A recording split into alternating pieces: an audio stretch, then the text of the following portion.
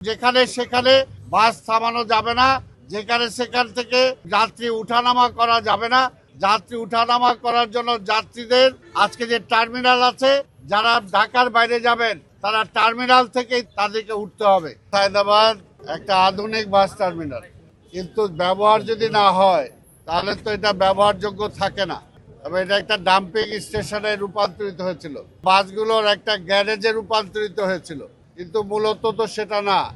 এইখান থেকে লোকজন আসবে, গাড়িতে উঠবে, তারা যাবে, আবার অন্য জায়গা থেকে আসবে, এইখান থেকে নামবে, এইখান থেকে আবার অন্য গাড়িতে করে তারা তাদের ডেস্টিনেশনে যাবে, বা তারা নিজেদের গাড়ি করে আসবে, সেই গাড়িতে আবার ফেরত যাবে। যেমনি করে কমলাপুর স্টেশনে ট্রেন থামে, ট্রেন থামার পরে যাত্রীরা নিজস্ব পরিবহন করে গাড়িতে চলে যায়, ঠিক এইখানেও তেমনি। এখানে যাত্রীরা আসবে, বাস এখানে থামবে, এইখান থেকে যাত্রীরা উঠে তাদের যাত্রাপথে, যেটা সিলেট যেতে চায়, যেটা চিটাগাং যেতে চায়, যেটা দক্ষিণবঙ্গে যেতে চায়, তারা সেদিকে যাবে।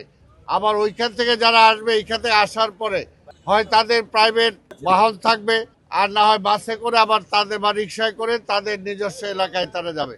কিন্তু এতদিন সেই ব্যবস্থাটা এখানে অনুপস্থিত ছিল। আমরা এটাকে পরিষ্কার করেছি, আরও পরিষ্কার হবে। এখনো যারা বেশি বাস এখানে রেখেছেন, আমি এখানে পরিবহনের মালিক শ্রমিক উভয় পক্ষই আছে, তাদের কাছে অনুরোধ করেছি যে আপনারা বাকিটুকু পরিষ্কার করে দেবেন। শুধুমাত্র আসা যাওয়ার জন্য যে বাসগুলো, তারা একটা বা দুইটা করে একটা কোম্পানি এখানে ওয়েটিং করতে পারবে, বাকি কোনো বাস এখানে থাকবে না। এবং এটা শৃঙ্খলার জন্য ওরা বলেছে 3টা গেট 3 দিকে করে দেওয়ার জন্য, এটা আমরা করে দেব। এবং এইখান থেকে এই সিস্টেমের মধ্যে আমরা আনতে চাই। আমরা অনুরোধ করতে চাই পরিবহন মালিক শ্রমিকদেরকে, ওনারা এই মাসের 15 তারিখ পর্যন্ত ওনারা সময় চেয়েছিলেন, আমরা 15 তারিখ পর্যন্ত সময় দিয়েছি। আমরা আশা করি এই 15 তারিখের মধ্যে একটা সিস্টেমের মধ্যে ওনারা নিয়ে আসবেন, যেখানে সেখানে বাস থামানো যাবে না, যেখানে সেখান থেকে যাত্রী উঠানামা করা যাবে না। যাত্রী উঠানামা করার জন্য যাত্রীদের আজকে যে টার্মিনাল আছে, যারা ঢাকার বাইরে যাবেন তারা টার্মিনাল থেকেই তাদেরকে উঠতে হবে। তো সেই কারণে আমরা আশা করব মালিকরা, শ্রমিকরা সেইভাবে সেই ব্যবস্থাপনায় ফিরে আসবেন, কারণ এটা শৃঙ্খলা ছাড়া কোনোভাবেই ভালো কিছু করা সম্ভব না। কাজে পরিবহনেও আমরা একটা শৃঙ্খলা ফিরে আনতে চাই। মালিক শ্রমিক উভয় পক্ষই আমাদের সাথে কথা বলেছেন, কথা বলে ওনারা রাজি হয়েছেন যে একটা শৃঙ্খলার মধ্যে নিয়ে আসবে। এবং এইখানকার যে সুযোগ সুবিধা আমি বলেছি, অনেক কিছু বাড়ানো হয়েছে, যদি আরও কিছু বাড়াতে হয় সেগুলো আমরা বাড়াবো। এসি বাসের জন্য আমরা বলেছি আলাদা একটা, আমার হাতের বাঁ পাশে যে জায়গা, এইখানে এসি বাসের জন্য আমরা জায়গা করে দেব।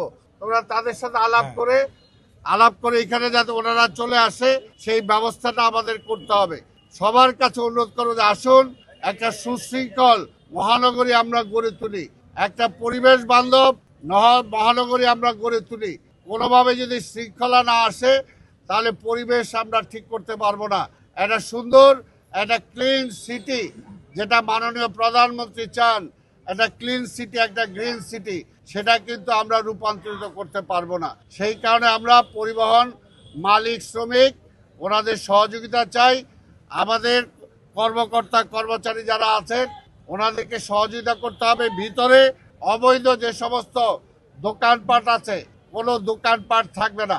কোনো দোকানপাটকে যদি আমরা বৈধতা দিয়েও থাকি, সেটা কাগজপত্র দেখে তারপরে তাদেরকে জায়গা দেওয়া হবে, কিন্তু প্রথম দিকে তাদেরকে সব কিছু খালি করে দিতে হবে, সরে যেতে হবে, যাতে পরবর্তী পর্যায়ে তাদেরকেও আমরা, যদি ভিতরে কোনো ভ্যান্ডার বা হকার দরকার হয়, সেটাও যাতে আমরা শৃঙ্খলার মধ্যে দিতে পারি, সেটার জন্য তাদের কাছেও আমরা সহযোগিতা চাই।